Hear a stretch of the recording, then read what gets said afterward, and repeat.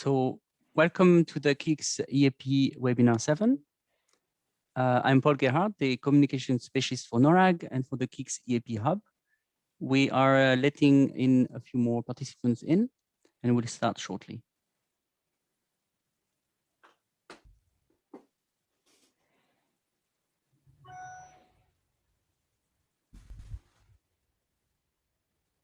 For information, this event is recorded for project purposes. Please note that interpretation is available at the bottom of your screen. Elita Sokolova is the Russian interpreter. Please select Russian at the bottom of the screen for Russian interpretation. And Jibril Al-Qadiri is our Arabic interpreter. Please select Arabic at the bottom of the screen. Due to the room size, you will notice that the microphones are muted. And if you can, please keep your camera on if it is possible, as it is friendlier. Please rename yourself in the participants window and introduce yourself in the chat. So in case of problem, you can write to me privately. My name is Paul Gerhardt in the chat. There will be Q&A with the audience during the Q&A sessions. Please ask your questions in the chat and make sure that you give your first name, last name, and the country, and we'll try to group the questions together. One last message, follow us on Twitter at our brand new KICS EAP Twitter channel, and follow the hashtags GPEKICS and KICS EAP.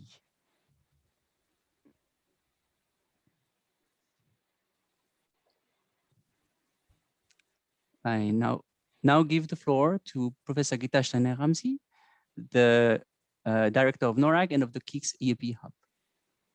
Gita, the floor is yours. Thank you, Paul. Let me say a few words of welcome to everybody. As you can see from the chat, some of you are, all of you are in different locations, probably in 21 countries, because that's the region that this hub of KICS is covering.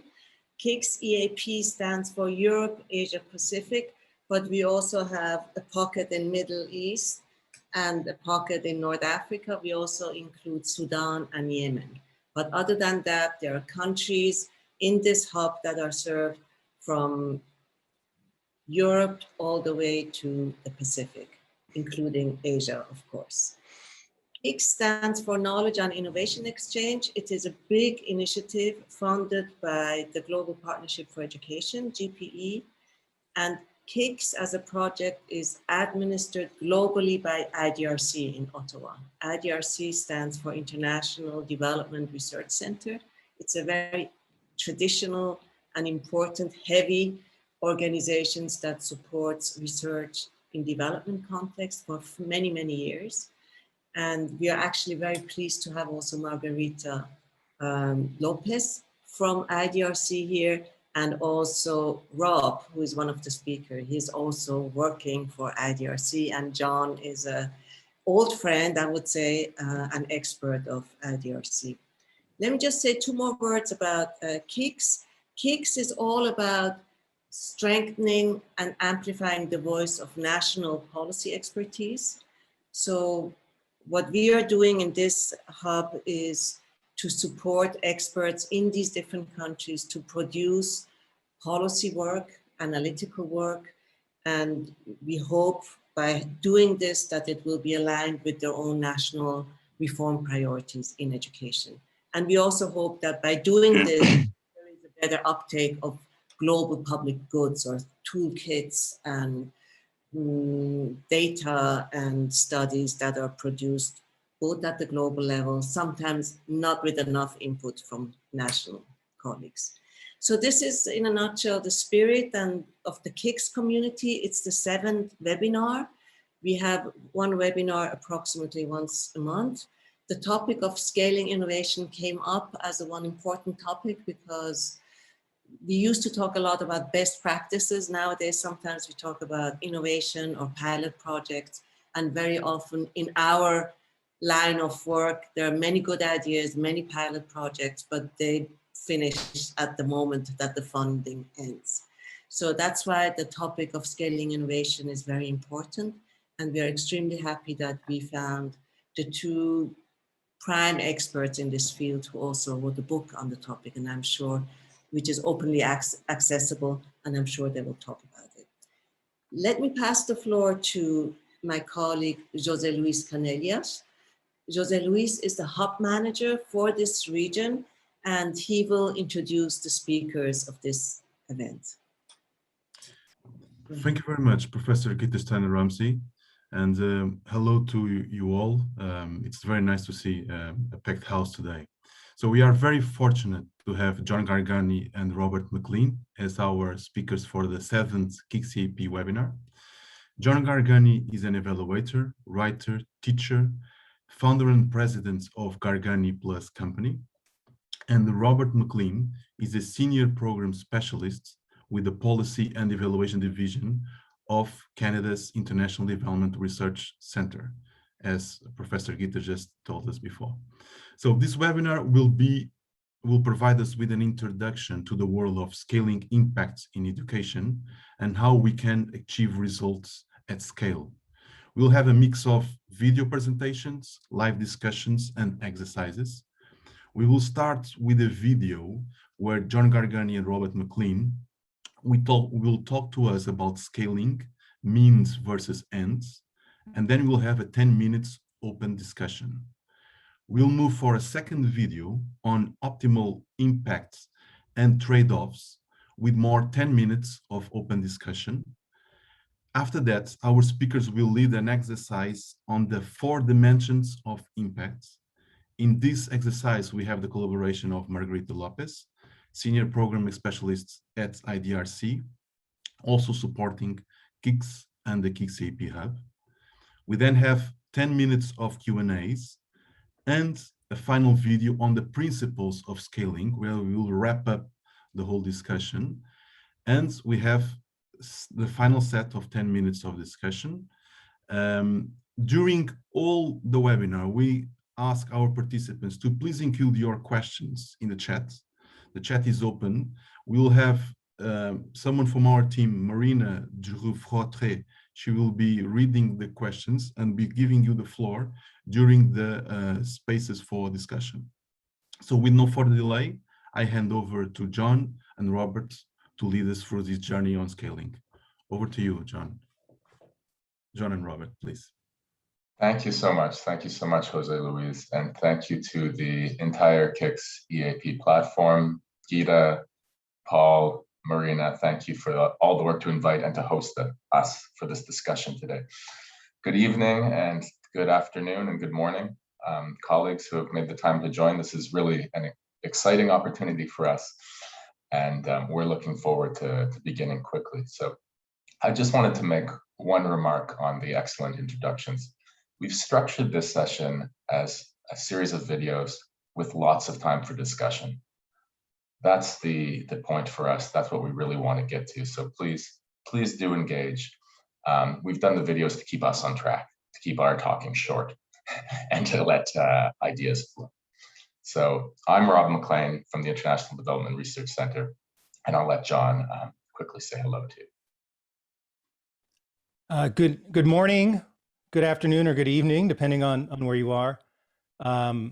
Yes, I'm very pleased to be here today. And as Rob has said, I think we really want to try to have a discussion with you as much as we possibly can around these ideas. And one thing I'd like to add is that scaling is a complicated thing. And what we're hoping to do today is to offer a first step in thinking about this perhaps a little bit differently. And we'd be interested in how the perspective we're bringing to you makes sense for your context or seems different from what you've thought about with scaling in the past. So if that comes up in your mind, if you ask questions about that or make comments, we'd be particularly interested. Great, thanks, John. So I'll ask Paul if we can kick off with the first video.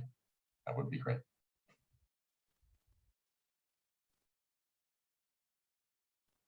My name is John Gargani.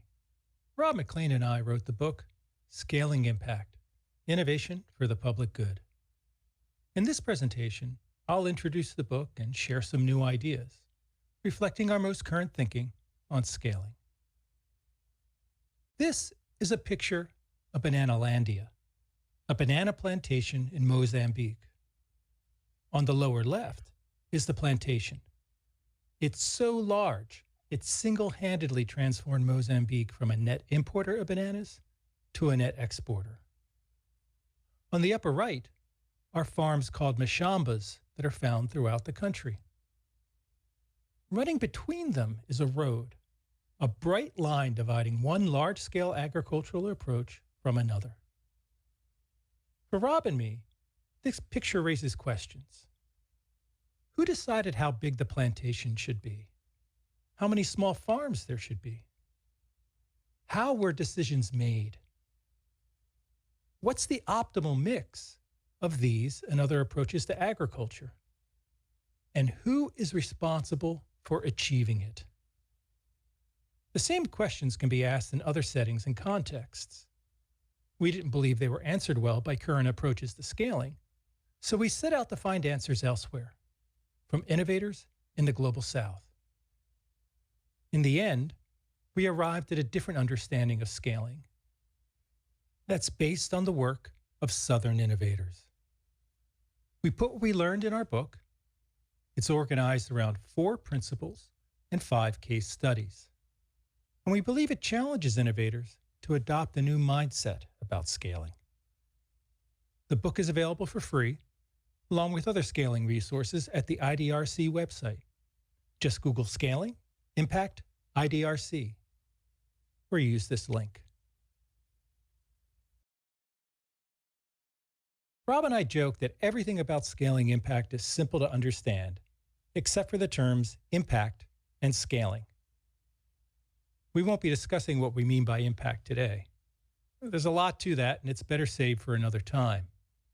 Instead, let's focus on what we mean by scaling. Scaling is a term that has many meanings. Let's unpack them using the metaphor of an apple tree, where apples are impacts. You may hear people talking about scaling up. That's like taking an apple tree and growing it larger so it produces more fruit. Bananalandia is a scaled-up plantation. Scaling out is like growing more trees to produce more fruit. Mashambas are small farms that have been scaled out across the country. Scaling deep nurtures the tree in a way that changes the qualities of the apples, making them larger or more delicious. These different approaches to scaling can be combined. For example, we can scale up and out at the same time. There are other less discussed approaches to scaling, like same scaling. It's intentionally maintaining the same scale because it provides the best result. Descaling is intentionally scaling down, possibly to 0. Why would you do this? Maybe your innovation is no longer needed because better solutions have become available. Or maybe you decide your innovation should play a limited role because it's most effective for a subgroup of stakeholders.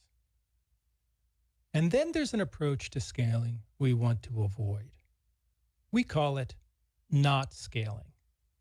It has superficial similarities to scaling, but the opposite effect. Organizations intent on scaling, no matter what, are at risk of not scaling. They may successfully grow the organization, secure more funding, and stop competitors.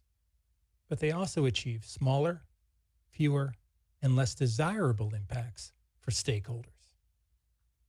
We consider any and all to be valid ways of thinking about scaling. But notice, they are strategies. That is, they describe the means by which we may achieve impact at scale. Bigger trees, more trees, better trees. These are means to an end. More and better fruit. In our case, we want to achieve more and better impact. So we want to focus on the ends, not the means. That is why we talk about scaling impact. We believe that organizations should scale up, out, deep, same scale, descale, stop, or any combination to achieve optimal impact, and avoid what we call not scaling, because it may benefit the organization but harms stakeholders.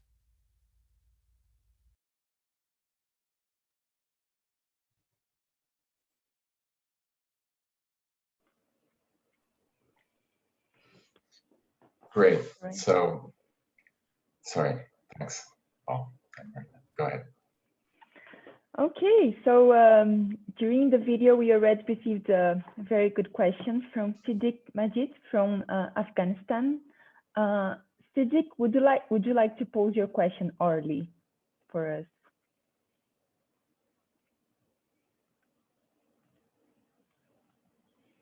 That works.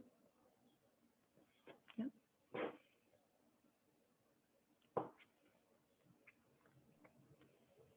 Hello, everyone. Am I audible? Yes, we can hear you well. Yeah, thank you very much for the great presentation. Just one point that I want to raise is that at different points of the scaling up, down, or descaling, how do we consider the do no harm analysis? Given that at the different type of the context that we are living in, the scaling and the impact that it has, it definitely impacts the population and target people that are there. If you, I mean, given in terms of education, they're scaling up or down, sometimes at different areas, there might be some scaling up impact that may have a different or a harm to some other populations. So at what level do we need to also consider the do no harm and how we are going to approach with that? Rob and John, I invite you to react to that. If you'd like to share your thoughts. Thanks, Marina, and thanks, Sadiq. I think that's an excellent point. I hope that as we move through this discussion, we're going to try to make the case that a focus on impact over a focus on scaling strategies actually embeds that way of thinking.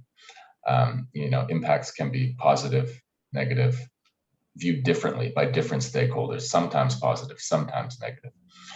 And I think that shift to focus on this rather than what your organization or your innovation is itself will help to embrace and open up a way of thinking about the potential harmful and negative effects that scaling could have. Yeah, I think it's a great question when thinking about the extent to which your innovation, as it scales, benefits some, but maybe harms others. And the way that scaling itself changes those trade-offs. As you scale, the trade-offs change. So there's a lot of complexity to this, and this is something that we're trying to bring out in our work. And part of the purpose of our exercise today is to begin to examine what those trade-offs may be and how you can include stakeholders in thinking about them. Okay, sounds great. Maybe I'll pass into a new question we received in the chat from Amélie Gagnon, IAEP UNESCO. Amélie asks, she wonders that the key question might be for her, why scaling? Would you like to elaborate on that a little bit, Rob and John? Yeah. Sure, I'll go first again, John. Yeah. I actually agree with this entirely, and it's a part of the results of our work were really to evidence your question. We saw time and time again when we looked at projects that were attempting to scale, that beginning with the why or the should we scale, and to base that decision on technical evidence that your innovation is viable or feasible, but also on an assessment of the desirability of this innovation to the stakeholders that you're trying to affect. I mean, ultimately, those who will be impacted by your innovation will decide whether or not it's successful by using it or rejecting it or shaping it for their context in new and different ways. And so I completely agree. And I think that really is the right starting place for any scaling venture. Perfect answer from me. We might move to another interesting point from Sanjay Rana from Nepal, who asks, how do you ensure scaling up ownership by the host institution and not led by external entities, which may have implication to sustainability? Right. Go ahead, well, John. yeah, maybe I'll try to answer that. The fact that you're asking that question makes me feel very good, because these are some of the complicated relationships that need to be untangled as we're scaling. And today we're not going to talk that much about it, but we have a principle around coordination. This idea that we're working in complex systems when we're scaling impact. And you probably aren't going to create the change you want to see all on your own. You're working with other organizations. So how do you develop those partnerships? How do you coordinate? How do you ensure that those collaborations and competitions benefit impact through the various stages of scaling you go through? And it's not easy, but there's a need, I think, in advance to map out what you think those relationships will look like and to keep revisiting that and collaborating with the right organizations in the right way. We're always going to feel pressure from some to do one thing or another, but we have to look more globally at stakeholders and have a legitimate way of sorting through those differences to create something that's really good in the world.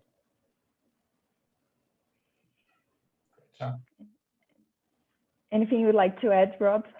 That's fantastic. Okay, perfect.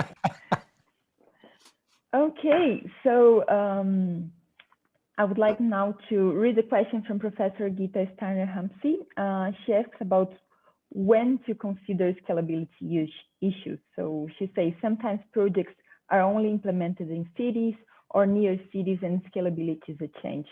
Should scalability issues be considered at the design stage of a project? Yeah, I mean, I think we learned that when scaling is considered from design through to management, implementation, evaluation, it's more likely to occur. I think each innovation will have a different precise starting place, of course, for thinking about scale. And sometimes it's appropriate to run a pilot, evaluate its success before being interested in scaling. But oftentimes it's essential, if not necessary, that scaling considerations happen when the first iteration of the innovation is being framed. If we don't understand what stakeholders want this innovation to look like, feel like, scaling is likely going to be impossible. And I think that's, for us, was a very interesting result of the way we went about this project, working with innovators across the global south and across disciplines. So we worked with innovators who were doing some work in education, but also, as the video showed, in agriculture, health settings, justice. And it was very interesting to see the approaches to scaling that weren't the typical pilot test, replicate approach that we see promoted by funders quite often when we think about scaling up. And I think that was inspiring, but it was also opened up opportunities to us to think about different ways of doing this and try to help document and share those lessons. Yeah, I would add only that every time you have some sort of program or policy, you're implementing it at some level of scale, right? So there's always some optimal scale for what you know right now.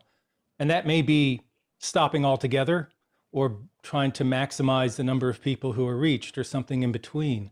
So you're always wrestling with that problem. And that's why I believe that Rob really began to develop this idea of what he calls scaling science, which is a science of scaling. It's how do we bring an understanding of how to scale to our work from the beginning? Because we're going to be implementing it at some scale. And why do we decide that this scale that we're implementing at is the optimal one or the right one? And so this is, I think, actually a very new area of work for people in programs and policy to consider.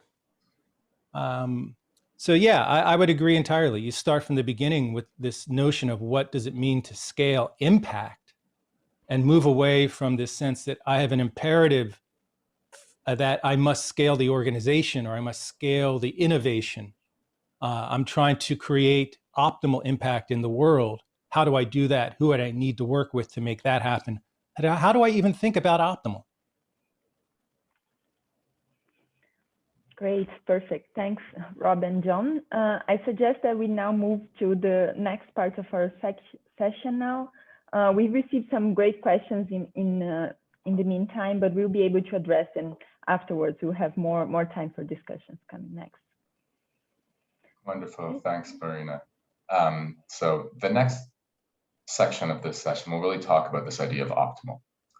So what is that level of impact that, and what are some strategies we can use to describe it?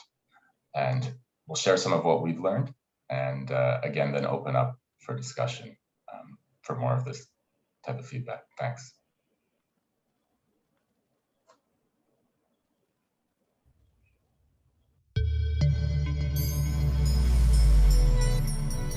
In this section, we answer the question, what is optimal? We know that context matters. It determines which impacts are possible and desirable. And we know that people teach and learn in every context imaginable. But when we look at how students are taught in different countries, at different ages, in different subjects, we notice remarkable similarities.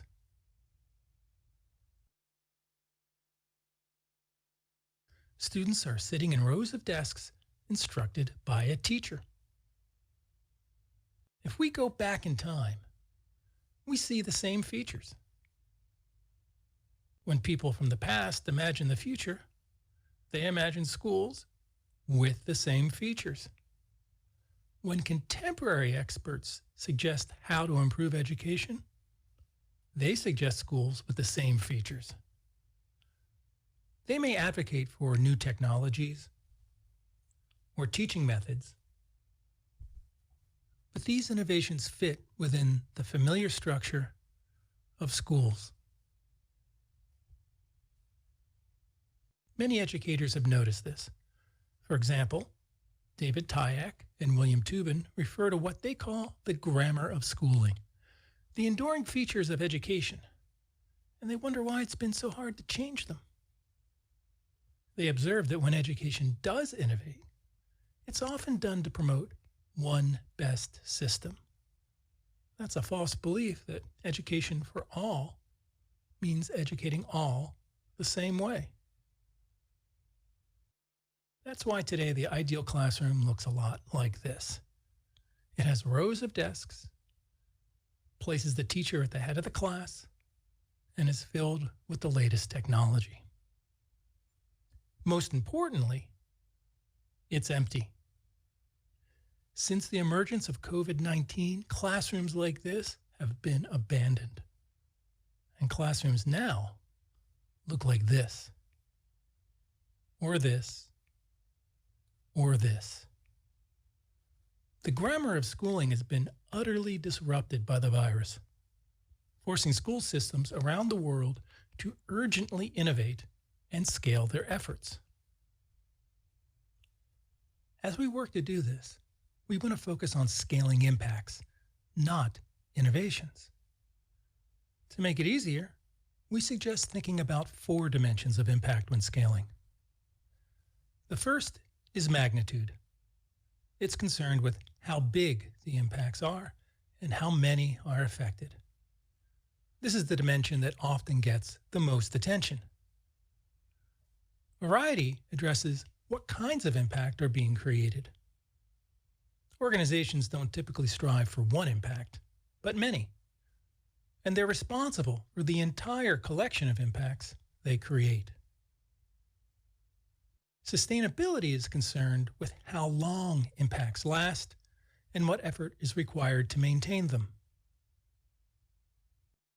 And equity is concerned with who benefits, who is harmed, and who is left behind. It may seem a simple matter to turn each dimension up to its maximum, providing the most variety, magnitude, equity, and sustainability possible. But it's almost always never that simple. Instead of thinking about independent dials that we can crank up to 10, let's think about the dimensions as pieces of a pie. If we make one piece larger, another gets smaller.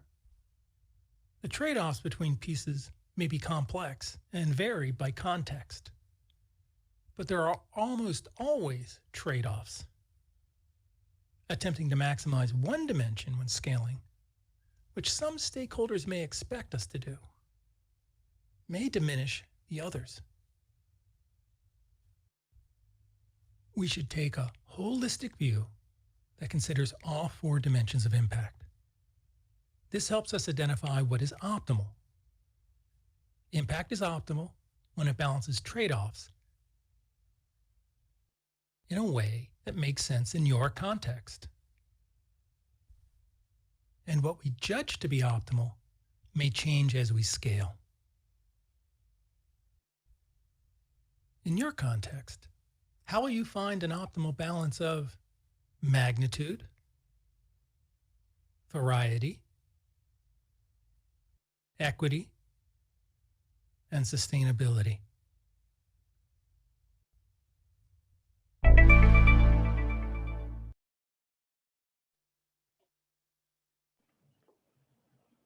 All right, now we have some more time to discuss any reflections you had, can be from the beginning or from this last video that we watched and the discussion we had.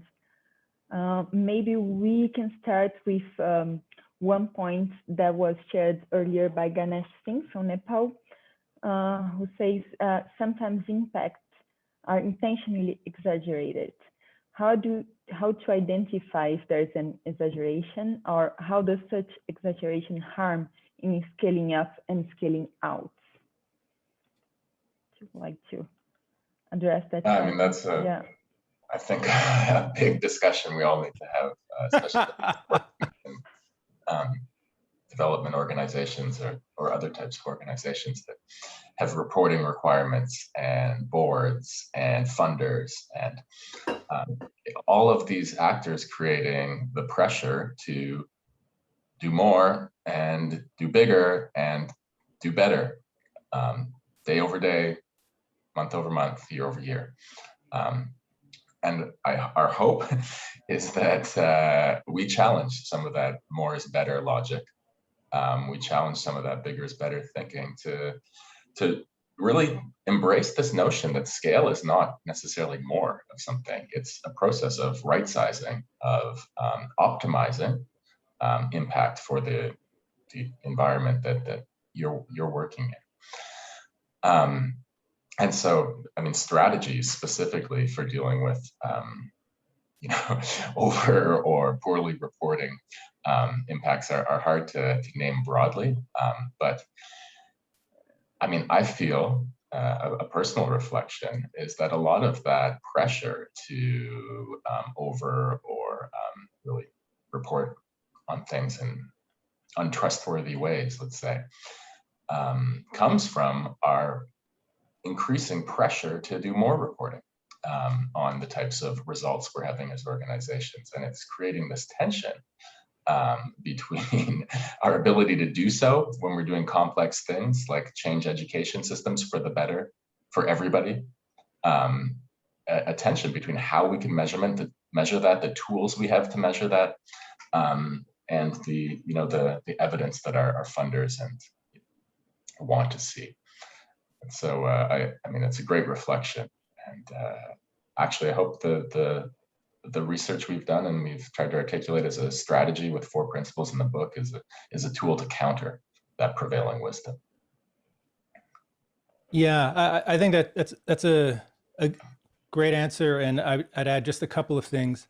One is when I work with organizations, one of the challenges I have is to move them past talking about their work as if they're trying to sell me something.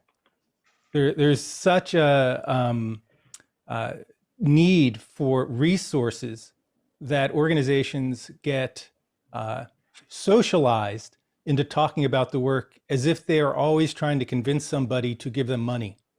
And my work is trying to understand how effective they are so they can be more effective. So there's always this barrier we have to get through so that we can get to the real talk. The second thing is that when you feel pressure to exaggerate or put on a good face, you're making a choice at that point about which stakeholders you're going to represent in your work. And a lot of what Rob and I have been arguing is that you need to look more broadly across everyone who is affected. You need to strive for doing work as you scale that all stakeholders would endorse. And you're probably not going to get there if you're overvaluing some stakeholders over others.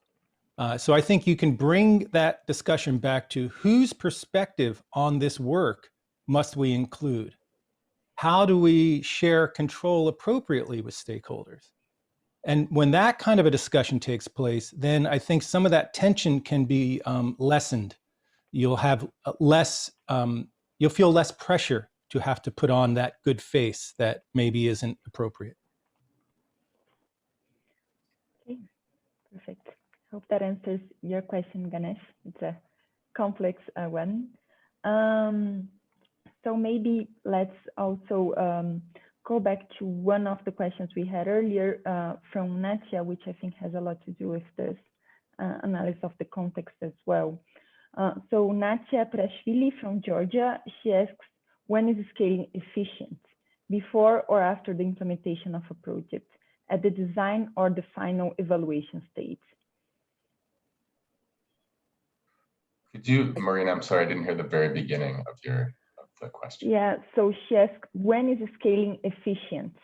Before or after the implementation of a project? So should scaling happen at the design stage or at the final evaluation stage?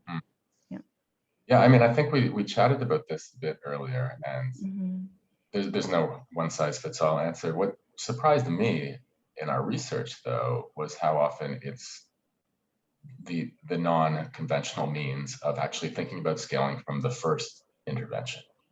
When you design, thinking about mapping the stakeholders, as John spoke to, who would enable, initiate, but also compete with your effort to scale.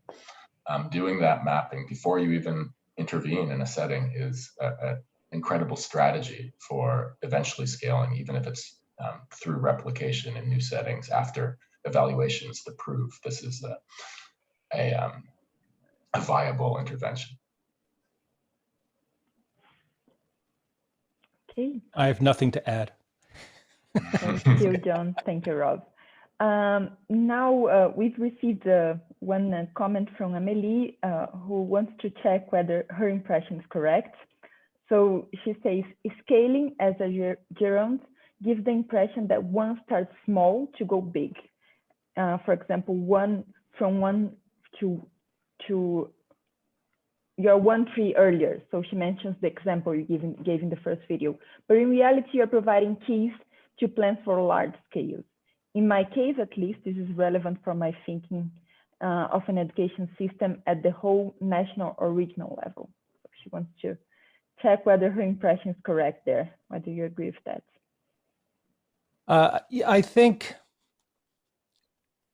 the metaphor of the trees was not intended to suggest that you must always start with a very small effort and then grow from there. sometimes the smallest effort that makes sense is working at the national level. But before you're doing that, presumably you're doing a lot of work to develop these ideas and to develop trust that if you implement them at a national level, you will get results that all the stakeholders will endorse. So there's a need to operate at a level that makes sense for what you're doing. We're not going to talk about it today, but we have this idea in the book around impact risk, in which what we're trying to do is to balance the efforts we take in the world with our understanding of what will happen and the risks we impose on others by taking actions. So if you're only going to operate at the national level, you might want a certain level of certainty about what will happen and how people will be affected. That's different if you're going to try this effort out in one school. And if there's urgency, as we're feeling now with, say, COVID-19, you may be willing to accept more risk because you have to act quickly. And so this idea of impact risk really, I think, is an important one for us. And it's not risk that the organization bears, it's risk that you impose on others.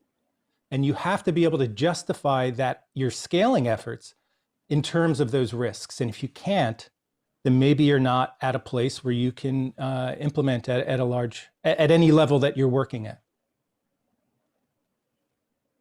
And I'll just add to that to complicate things even further, but the concept of impact risk is also dynamic as we scale. And so, contexts change and risk may change as a result. And then the strategy we were using under a certain period of urgency could change dramatically, and that should affect the way that you think about scaling. So yeah, but great response, John, thanks. Thank you both. And now maybe we can address one question that we received from Kaya Ambrose, who asks, how do you consider scaling the efforts and the resources that it requires while still remaining agile and adaptive, being able to pivot in a smart way given changing contexts? So perhaps another way of putting it, how to consider complexity while driving scaling. I'll jump in quick. Hi, Kaya. Great for you to join us. I think it's a good question, and I think we've tried in our book and the way we've written up what we've learned to take that on, because I think that's part of scaling is navigating complexity, and I'm beginning to believe more and more that the strategy is useful, and that's using guiding principles. For us, we structured what we learned in this way rather than a stepwise approach to scaling as we see in the traditional scaling models, because it allows individuals to make decisions that are contextualized. And yet, by keeping guiding principles common around a certain goal for an organization or a field or whatever the context you're working in, it connects those individuals who are making contextualized decisions to that common objective.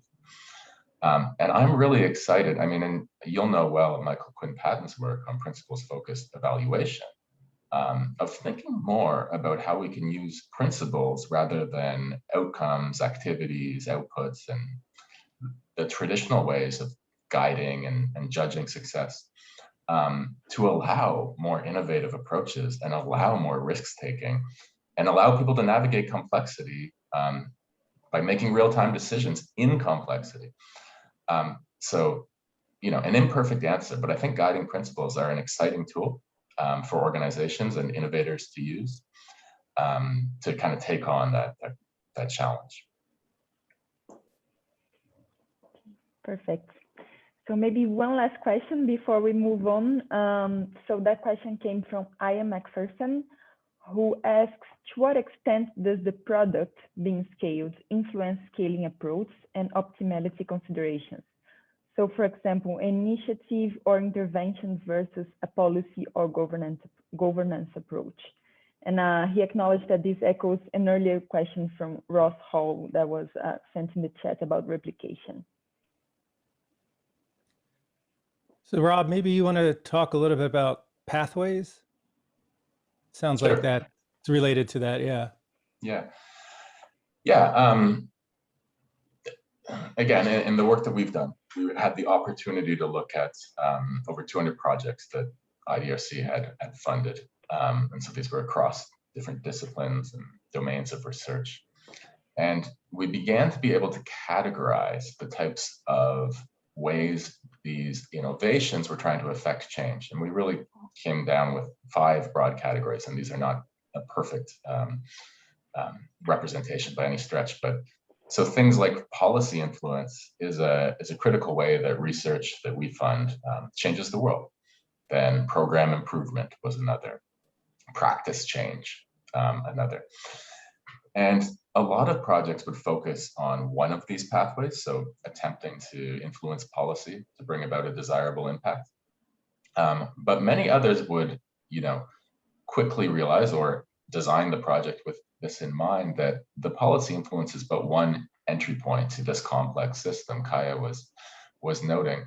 And so you'd have to follow several of these pathways concurrently or in a staggered approach to really bring about the impact that you wanted to create. So oftentimes, a policy change requires programs to support the implementation of what's been made into legislation with this policy. And so who's going to build those programs? Who's going to run them and ensure that they're aligned to the goals that you have for the context of the innovation?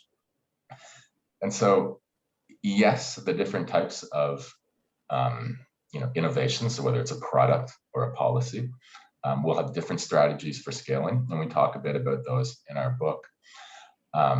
We learned that oftentimes that view that one is enough or one is the issue we're scaling is tending to reinforce that means over ends viewpoint that we're trying to argue against. We learned often you need to follow many of these pathways, either yourself or with your competitors and partners and supporters as well. Okay. Perfect. Thanks, Rob. Now I suggest we move on to the exercise on 4 dimensions of impact. John, Rob, give the floor back to you. Thank you so much, Marina. So I'll let you kick this off, John, but let me know if I can jump in. Yeah. So, so please feel free to jump in, Rob. Hopefully you can see a slide that says scaling impact. Just want to confirm that's okay, great. So I think many of the questions we've heard so far are touching on an important point, and one that Rob and I struggled with. The question of how do we do this? How do we try to make sense of complexity? How do we frame trade-offs? Is quite difficult. We wish that we could provide a step-by-step guide as to how this would be done. But the more we talk to innovators around the world, especially from the Global South, there was a lot of flexibility to their thinking. It was more like jazz music than it was classical music where every note was written down. They had to make sense of the context, the time, the situation. So we've been working to try to frame some basic ideas that are entry points. And what we're going to share with you today is one of those entry points, and more similar kinds of resources are available at the IDRC website. And it's evolving as we're learning, but I think it's good for us to think about how that might work. Let's see, here we go. We talked about the 4 dimensions of impact, and these are broad categories. So many things could fall into each one of them. When we scale, we may affect the variety of impacts that occur. And most organizations are not interested in creating just an impact in one way, but in creating many impacts. And one of the ideas in the book is that organizations are responsible for the entire collection of impacts that they bring into the world. So it's not just the ones that you've put down as objectives or the ones that are the reason for your program. Every way that you change the world by what you do as an organization, you are responsible for. And as you scale, that collection changes. Which impacts are possible change, which ones which ones become impossible change. And so understanding that variety is important. Magnitude, which is really what gets the most attention, is how big the impact is, how many people are affected. And there are ways of thinking about that I think are very traditional in education and in social science. And it's an important idea, but scaling involves more than that. Equity is about this issue of who wins and who loses, who is left behind, how are there differential impacts to individuals. And sustainability is how long the impacts will last. What do you have to do to maintain those impacts? And then how does your work scaling affect the larger social and natural world around you? So these are all ideas for us, starting points, categories. And in your context, for your work, you're going to come up with different understandings of these 4 dimensions. And so what we wanted to do is to give you a little time to reflect on that with this little matrix, to focus on that green column and to come up with some answers for yourself. Think about something that you're working on, that you're trying to scale, and think about how you would answer this question. How could you provide some answers to this? Rob, is there anything you wanted to add before we sort of take a little moment for people to reflect on this? Thanks, John. I'll just add the point that these are resources that are available, and we can also email this to you if that's helpful. So get in touch. And yeah, there are a number of tools similar to these that are attempts, and we're really excited to trial them in the near future. And if you'd like to be involved in that, let us know. But attempts to bring these principles that we learned were kind of facilitators of scaling in our research into actionable tools for organizations or innovators. So do reach out, and if you're interested in giving this a go, let us know, please. All right, so let's take a few minutes for you as participants to reflect on this. And Marina, will you help us keep on time and end this when we should? Absolutely. Yeah. Thank you.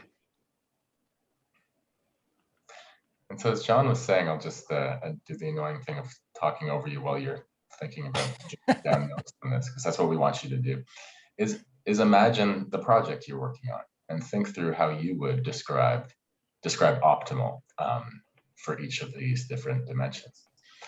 And I'll just add the bar that these are a starting point. Like, these were the dimensions that we identified when we looked at projects. These certainly might not be the only dimensions that you'd want to examine, depending on the type of innovation that you're working on. So maybe you have others, and I'd love to hear about what those are that are important in your setting. These were the kind of the central tendency, you could say, arrived in our work. So.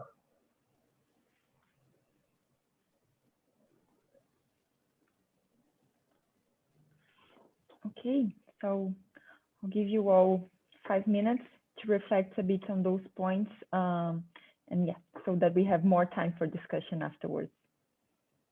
Would that be fine, John, Rob? Yeah. Yeah.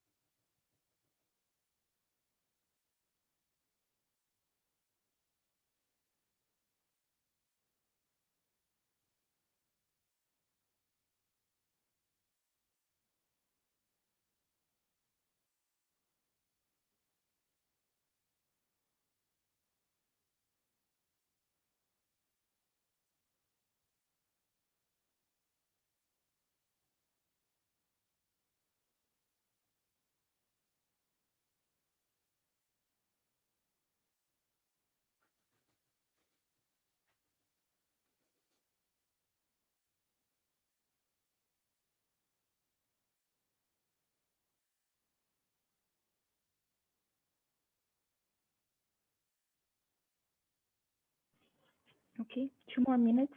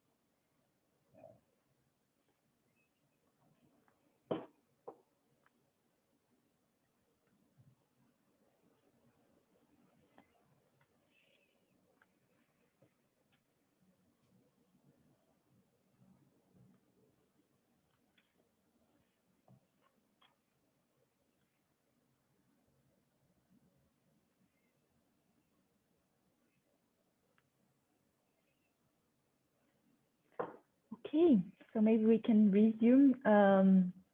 So John and Rob, we received a few questions on the template that we have on the screen, and maybe we can address them quickly. So basically, Siddiq Majid from Afghanistan says, my understanding from the metrics is that demand-based and data-informed scaling should be based on different target groups in one single context, and it's very important for the desired impact. Is this correct? I'm sorry, Marina, I had a little difficulty hearing you. Was the question in responding to this matrix to think about a single program in a single context for a particular group of stakeholders? Yeah, basically the question is whether in the matrix we should think of different target groups in just one single context. Well, that's part of the challenge here, isn't it? Is that different stakeholders may be affected along these dimensions in different ways. So that a simple answer that the variety of impacts will be X maybe isn't as satisfying as the variety of impacts will vary by particular groups or particular locations, or even in a more complicated way that it's going to vary for them in different ways when the intervention is scaled to different levels. So yes, that's one of the challenges, isn't it? Rob? Yeah, no, I think that's exactly right. It's making decisions around this is kind of the way you go about answering that question. Yeah. Perfect. Thank you. And maybe one more point from Ross Hall, UK. So he's asking, do you draw a distinction in this model between changing mechanisms and changing mindsets?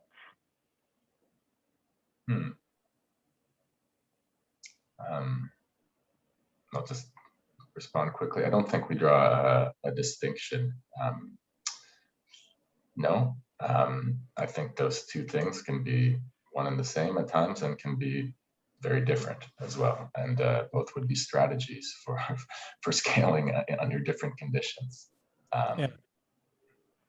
Yeah, I mean, I think if an organization is setting out to change mechanisms, or if it's changing mindsets or trying to change anything, that becomes the legitimate domain of what you're considering. So yeah. Yeah, I mean, one of those pathways we talked about was practice or behavior change. And I think that's a great example of a body of projects we looked at that it was all about changing attitudes or behaviors of the group to scale some kind of impact. Yeah, I mean, what we're hoping you take away from this is beginning to see that some simple questions become complicated as you consider them.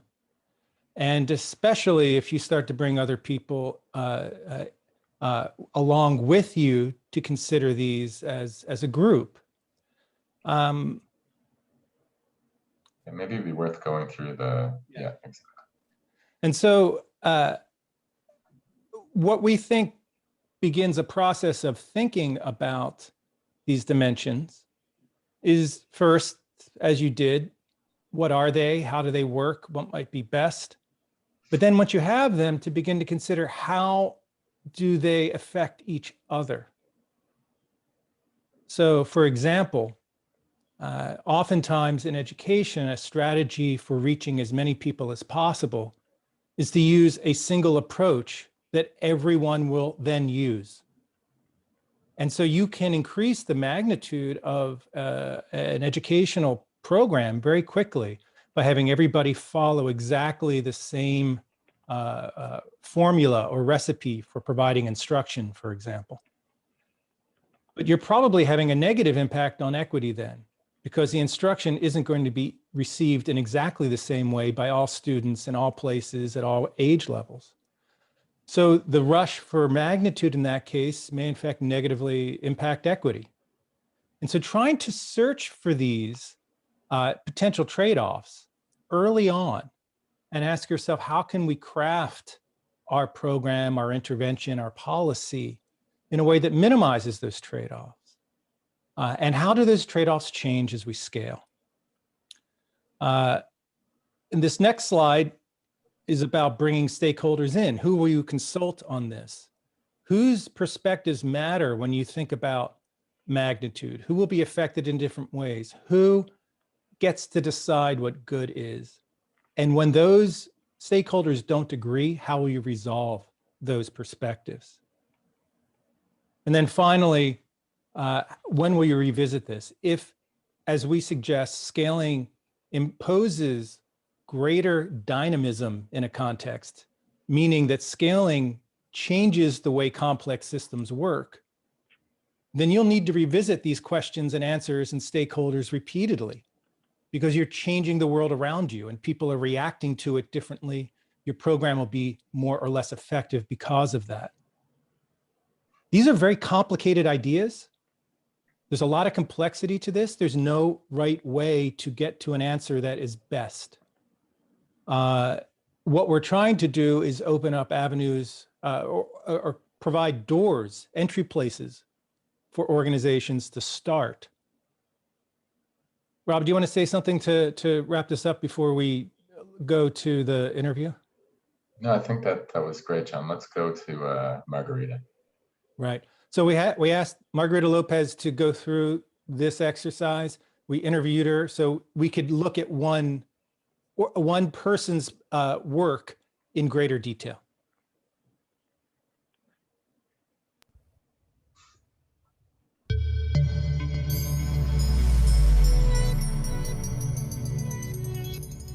Hello, everyone, and a special hello to my colleague, Margarita Lopez, from the Knowledge and Innovation Exchange.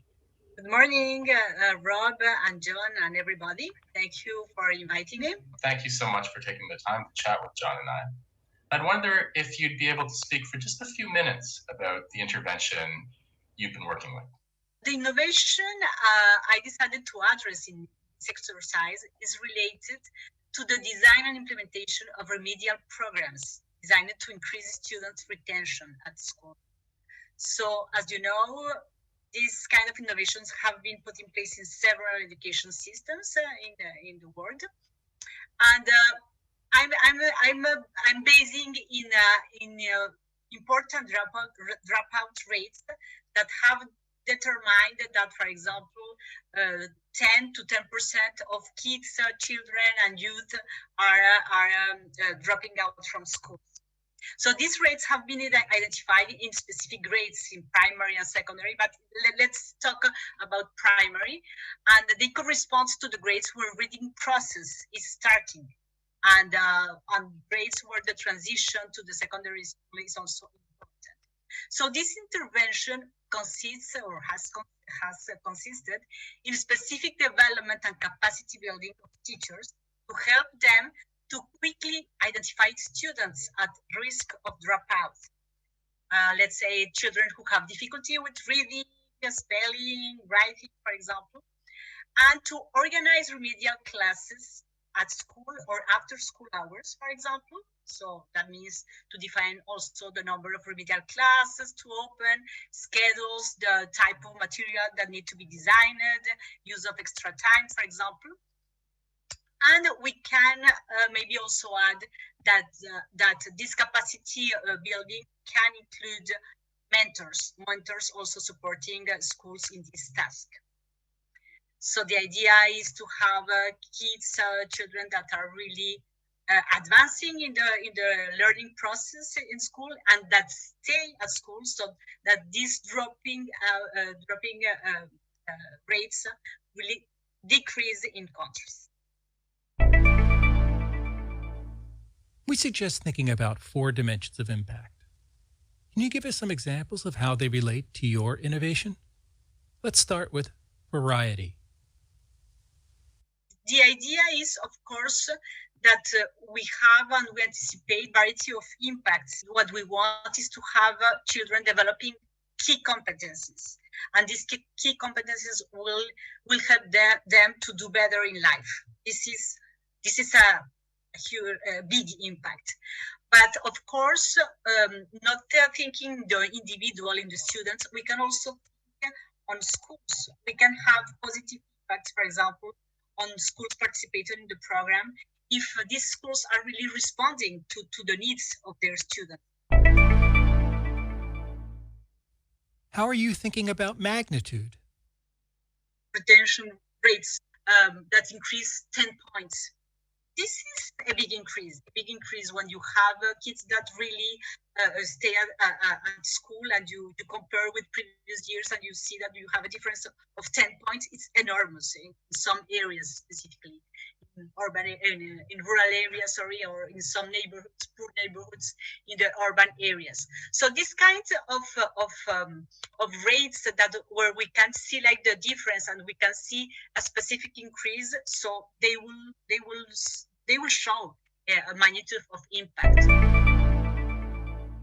How are you addressing equity of impacts? This is so important, and so important, yes, because of course it will depend of specific situations in countries. So you can have countries where girls, for example, are with the highest risk to drop out in some countries. Because of different reasons, cultural reasons, they need to stay at home and to care about the family, etc. Or you can have countries where the dropping out rates are really important for boys because they are required to go to work very early in their life. So this is not easy to say. This is the same situation in every country, in everywhere. So we are improving this equity situation for boys and for girls.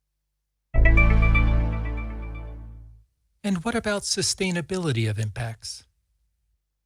Sustainability in education could be difficult to discuss in terms of, okay, you have, for example, in this case, risk of dropping out of school can occur every year. But of course, the impact of these classes, remedial classes, should be sustainable. So it should be a project that lasts only some years. This is the ideal situation. The idea is not to have a remedial classes all the time. When organizations scale, they should seek optimal impact because there are trade-offs between the dimensions we discussed. You can't increase one without affecting others. So organizations should balance the dimensions in a way that makes sense for their context. What does optimal impact mean for your innovation in your context? Optimal in this case, I won't say, okay, all children are at school and will be at school finishing all the primary and secondary education. So it's maybe a dream, yes, but not so easy to reach that. So yes, there are different things that can help to think in this multidimensional balance of trade-offs that is never easy. My next question is about kind of the dynamism of that concept of impact, though, and that John and I have talked about how impact changes. And so did you identify in your reflection any trade-offs that occurred as scaling happened? For instance, as more uptake of this innovation took place, the trade-offs might change between these different dimensions of impact? Definitely, yes. There is this is not static. This is we don't know everything. So I think that definitely trade-offs are coming all the time. What I can see is an impact in the for the system, because you will have more kids coming, for example, let's say for secondary schools, and you have not enough capacity to receive them. So that's wonderful. They are finishing primary and going to secondary, but there are no places for them. This is one problem. We can have different elements from policy also that affects the program. Coming from, for example, local authorities, what they are really wanting and asking from the school to the schools. So, and you probably will need to have that into consideration to add to think about that and how to adapt or insert these new requests in the program. So yes, there should be like a short answer to say yes, new elements can come all the time. How should you include stakeholders? Who should be a part of your scaling decisions? Yeah, we are talking about a group of people, I think, yes. Teachers will be very important because some of them will be participating, maybe yes, in some provinces. So that will be important to hear them, to hear their experience participating in the project and the challenges they are facing and how to maybe respond to these challenges. And parents, communities, because we are talking about some extra time or extra effort, some extra to the regular education. So it's also important that we have the understanding of parents, their support maybe. So it will be really important to count with their ideas and their questions and their suggestions also. So we can have always funders, of course, that are like, I don't know, external funding, or could be like the public funds coming from the Ministry of Education. But we can also have, as I mentioned before, local authorities, because they are close to school and they are very interested in quick results. So they have something in general, something to say, something to ask. They receive complaints and requests from parents, from communities. So if a school, one school or 5 or 10 schools will be part of the project, they should be in this kind of discussions. That's really interesting. Thanks a lot for that, and it's really helped to unpack the importance of scaling impact versus just scaling innovations. We really appreciate you joining us. Thank you to you, both of you.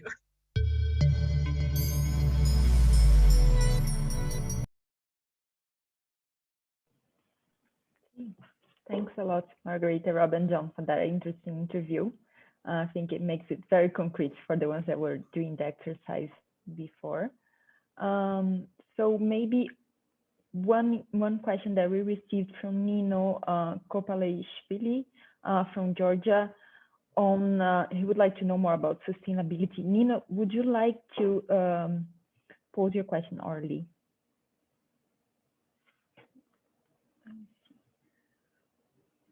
That work?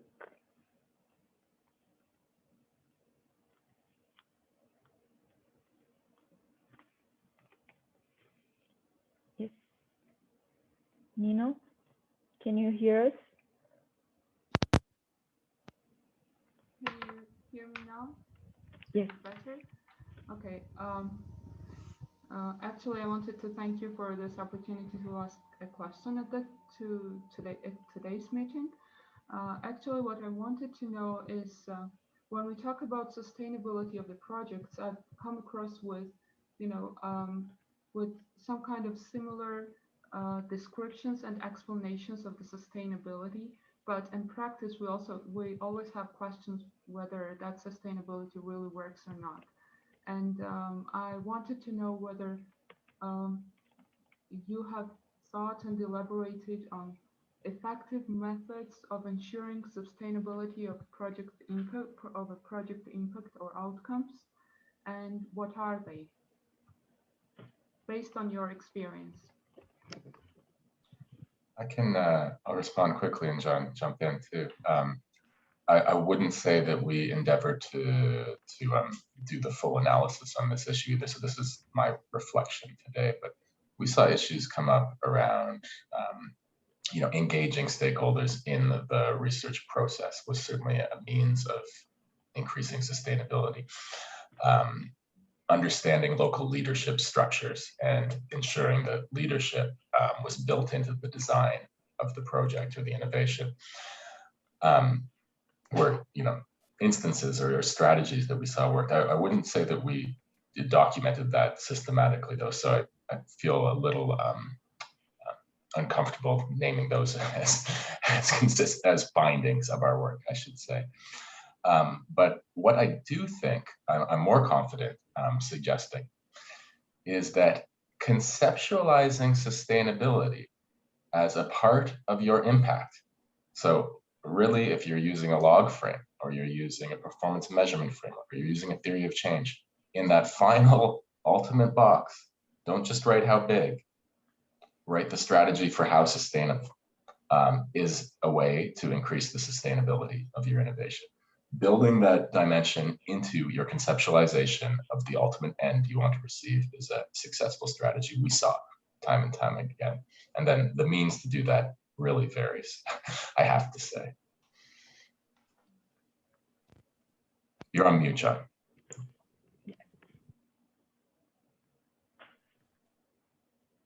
To that, I would only add that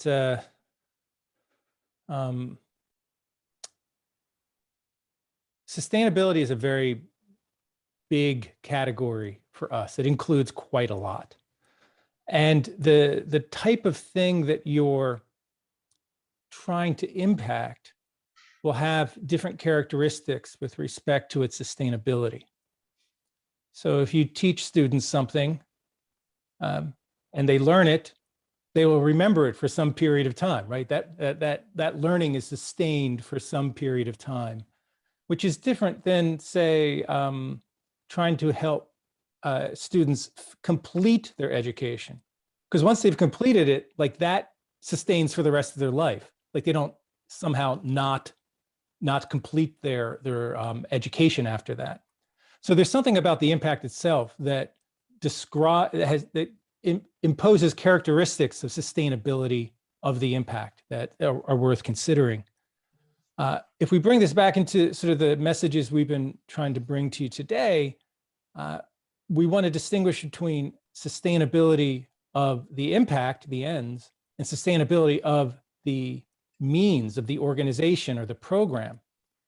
And one of the difficult challenges of scaling is knowing that it's time to stop sustaining the program because something better has come along, or you've learned that you're not as effective as you'd like.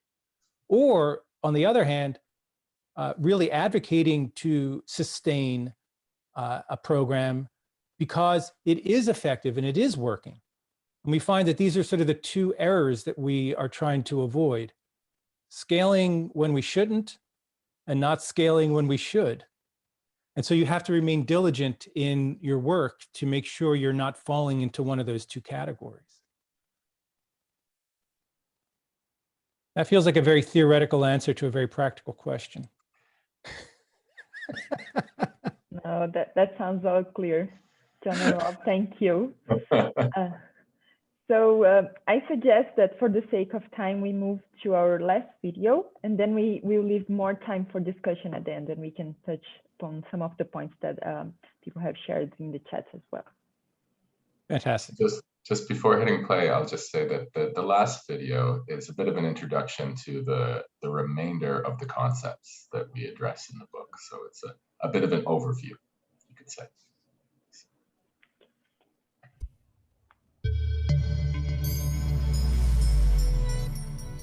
We've talked a lot about developing a different mindset for scaling. A mindset is not step-by-step directions. It's a way of navigating complexity. We learned to think differently about scaling from Southern innovators. And we shared what we learned as 4 principles: justification, optimal scale, coordination, and dynamic evaluation. The principles intersect, so addressing one often leads us to others. We dedicate a chapter to each principle in our book. I'll briefly summarize them here. The first principle of scaling that emerged from our work with Southern innovators is justification. Scaling must be justified in a public way because scaling is a choice. We may feel pressure to scale from funders and peers, what we call the scaling imperative. But organizations choose whether or not to scale the impact of an innovation. Sometimes it's better not to scale. At others, it would be wrong not to. Because scaling affects others, the choice is shared with them, and it should be based on evidence and values. It's not enough that scaling impact creates change. It must be change that people want. The second principle is optimal scale. More is not always better. Rather than striving for maximum scale, we should seek optimal scale that balances multiple, often conflicting considerations. This requires a holistic view that we believe should incorporate 4 dimensions: magnitude, which probably gets the most attention.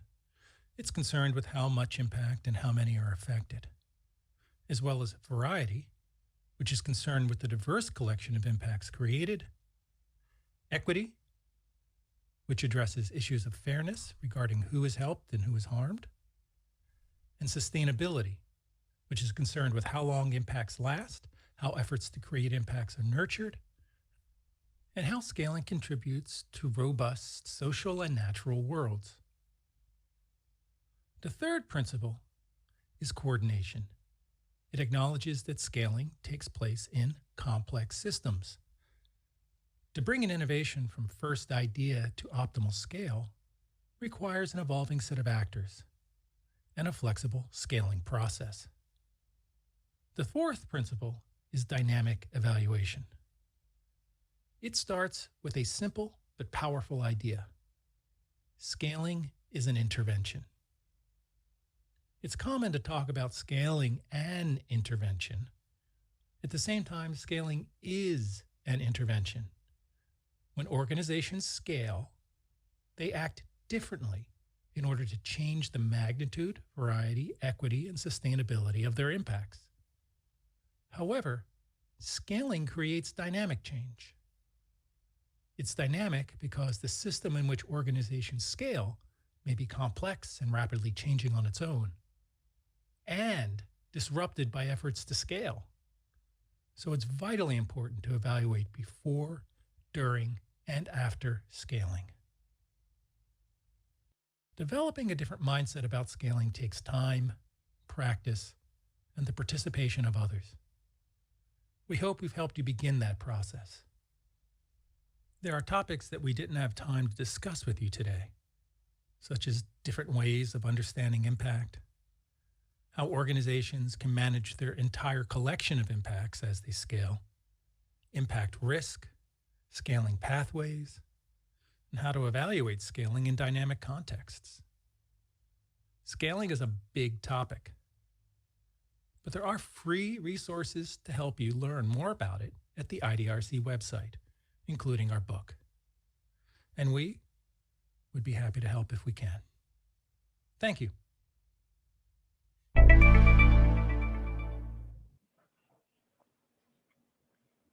Thank you, John and Rob. That was great. I think it's a great conclusion. I think we now have some time left for discussions. So if anyone would like to to pose some questions on the principles that were just presented, or maybe while people are typing in their questions, we can quickly touch upon a point sent by Joanna Coxis, a bit about how these affect the relationships with funders on accountability. So Joanna says, we have heard a few mentions of the role and power of funders. I would love to know a bit about how funders have received and responded to your message about the need to address the power dynamics involved in reporting and accountability structures in order to advance effective scaling.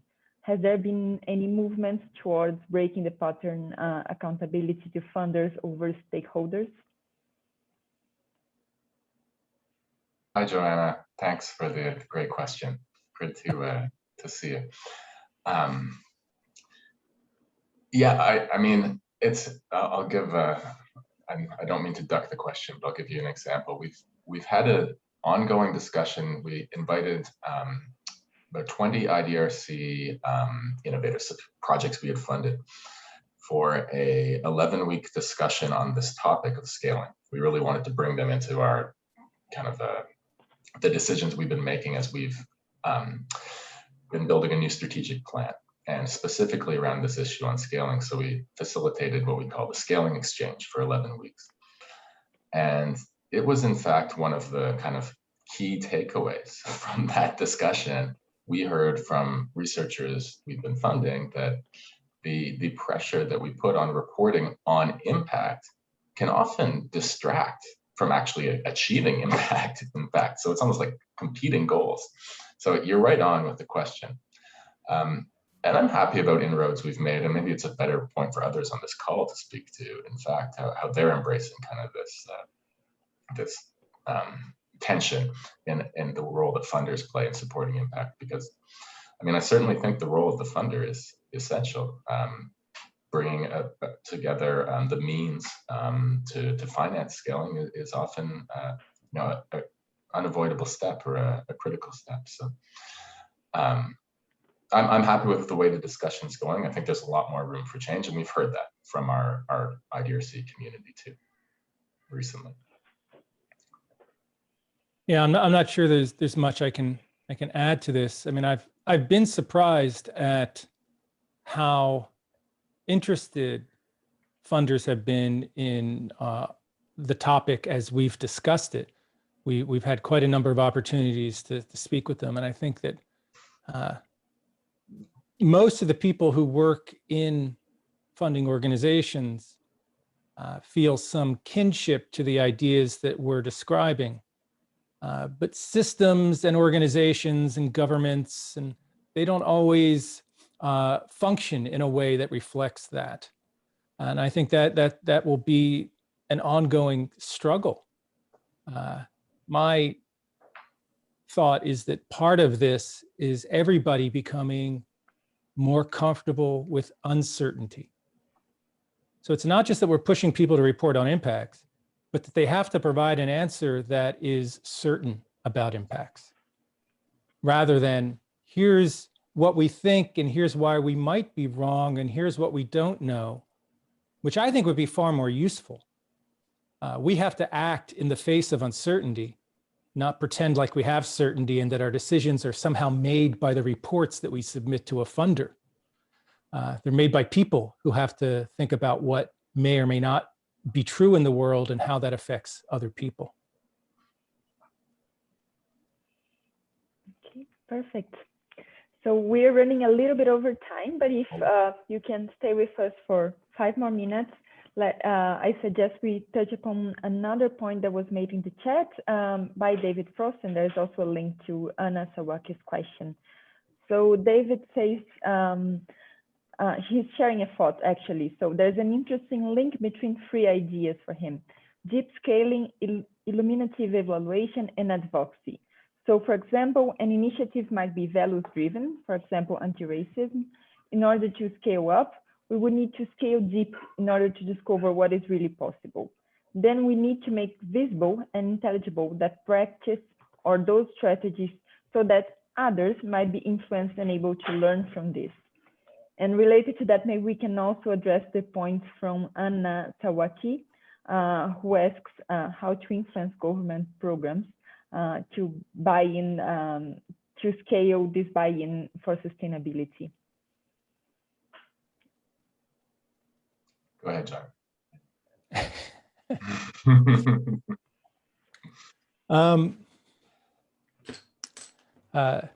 I think you may have exceeded my early morning memory buffer with giving me 2 questions at once. Could you remind me the first one? Yeah, so basically, David Frost is not actually making a question, it's more a comment, but if you can reflect on this a little bit. So he says about the importance to make feasible and intelligible that practice and strategies so that others are influenced, are able to learn from this. Yeah. Yeah, I mean, I think that's in many ways our objective is that we think our experience can be useful to others, so we want to understand it well and share it. And I think that's a fantastic thing to do. We should all be doing that as much as we can. I think one thing that Rob and I bring to this that may be a little different is that we do view the world as being very dynamic, and that our scaling affects that dynamic way that the world works, so that everything we learn has a shelf life. Whatever we learn is only going to be true for some period of time. So I like to joke with Rob, about the fact that there were many really good RCTs done in education in the 1930s. Yet nobody today is saying, let's replicate those exactly the way they are, because the world has changed. The world is not the same as it used to be. That knowledge, there's something to be learned from it, but it had a shelf life, and that shelf life is over. So I think trying to understand how, not just what we know, but provide information about how and when that information is useful, or when it may stop being useful, is also quite important.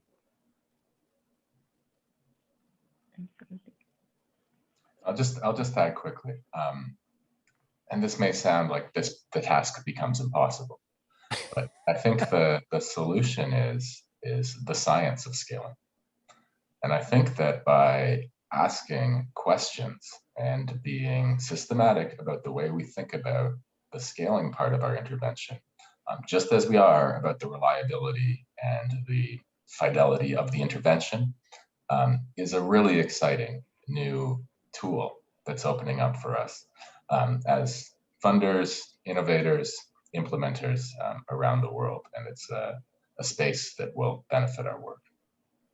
Yeah, and one of the exciting things about viewing this as science is not just that there are methods and techniques, but science is really the co-creation of meaning, right? Absolutely. So if you're going to take on the science of scaling, it means people in a community working together to make sense of what they know, and to be willing to change what they know as new evidence appears. And yeah, I think that is an avenue for improving how we do our work, an important avenue. Great. I think that closed really well our discussion. So I suggest if you can give us some closing remarks, John and Rob. Sure, I'm happy with how we closed that too. I just want to say thanks to everybody for coming, for the really great questions. I have a request to Paul. I think that maybe the chat could be copied, because I haven't had the chance to follow it. And I imagine there's a lot in there we didn't get to address. But thanks to the whole KICS EIP for hosting us. This is a great opportunity. Thanks for everyone for the questions and coming out, and be in touch. Please, we'd love to continue this conversation and together co-create a science of scaling. Yeah, again, thank you. I'm really glad that we've had this opportunity, and we look forward to sharing more with you and learning from you. So thanks.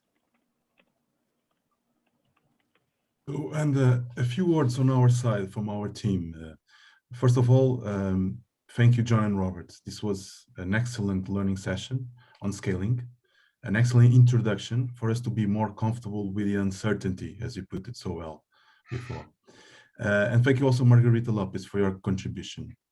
Our KICS EIP activities are made possible by the support of the Global Partnership for Education, the International Development Research Center, and NORRAG, that hosts our Europe Asian Pacific Hub. Now we'll be listening to the demands from our country representatives on how to further explore the knowledge and exchange on this particular topic, so that it can bring a positive contribution to the education systems of our 21 KICS countries. Our webinars are an entry point for knowledge and exchange on specific topics, and I will ask Paul to share the screen on our list of next webinars. We have a next webinar planned for April, the final in the last weeks of April. It's on the topic of education in the time of COVID-19. And then a webinar planned for May on using evidence in education planning and management. This is in collaboration with UNESCO IIP, while our webinar in April is in collaboration with the NORRAG special issue and the guest editors from UCL IOE. We have also other activities that go beyond webinars and start exploring a bit more the knowledge.